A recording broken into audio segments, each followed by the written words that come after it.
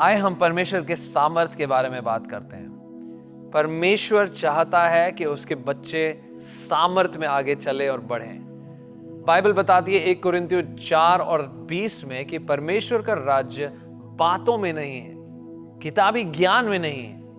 बहुत सारे लोग बैठते हैं, डिबेट करते हैं, अलग अलग प्रकार की थियोलॉजी झाड़ते हैं, लेकिन सामर्थ मिसिंग है। और बाइबल बताती है कि परमेश्वर का राज्य सामर्थ में है। ये सामर्थ एक यूनानी भाषा के एक शब्द में से आता है जिसका नाम है डूनामे या डूनामिस, और नए करार में इसका बहुत ज्यादा उपयोग हुआ है, जिससे हमें अंग्रेजी शब्द डायनामिक और डायनामो और डायनामाइट मिलते हैं, जो पावर शब्द है, सामर्थ भरे शब्द हैं। और परमेश्वर चाहता है कि उसके बच्चे हमेशा सामर्थ में बढ़ें। उल्टा यीशु मसीह इस दुनिया में इसलिए नहीं आया कि वो एक धर्म बनाए या एक नए फॉलोइंग को आगे बढ़ाए, लेकिन परमेश्वर प्रभु यीशु मसीह इस दुनिया में इसलिए आए ताकि असली और सिद्ध जो सोर्स है सामर्थ का, वो हम तक ले आ पाए। कैसे? 1 यूहन्ना 3 और 8 में यूं लिखा है कि परमेश्वर का पुत्र इसलिए प्रकट हुआ ताकि वो शैतान के कामों का नाश कर पाए। हाँ प्रियो, आपके लिए और मेरे लिए यह सामर्थ उपलब्ध है।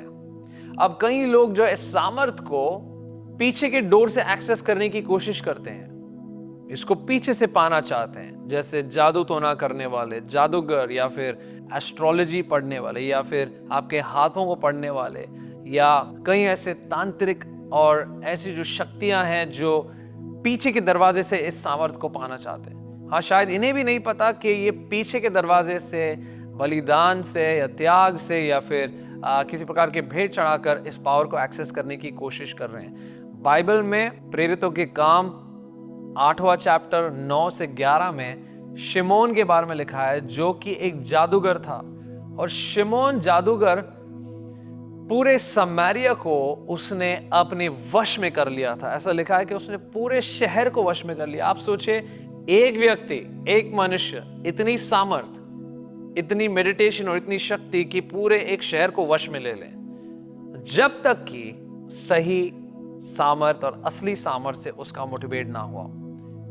हम देखते हैं कि बाइबल में फिलिपुस और पतरस दोनों आते हैं और सुसमाचार शेयर करने लगते हैं, बांटने लगते हैं। जो असली सामर्थ है, यीशु मसीह का सामर्थ, पुनरुत्थान की शक्ति और लहू, एक निर्दोष मेमने के लहू के द्वारा जो असली शक्ति मिलती, उसका प्रचार करते हुए जब फिलिपुस वहां आता है तो कई लोग चंगाइयां पाते हैं, चिन्ह चमत्कार होते हैं और सुसमाचार का फैलाव होता है। और उसके साथ ही साथ जो है, पतरस शिमोन को कन्फ्रंट करता है, उसका मुकाबला करता है, आमना सामना दोनों का होता है, और पतरस उसको दिखाता है कि असली सामर्थ क्या है।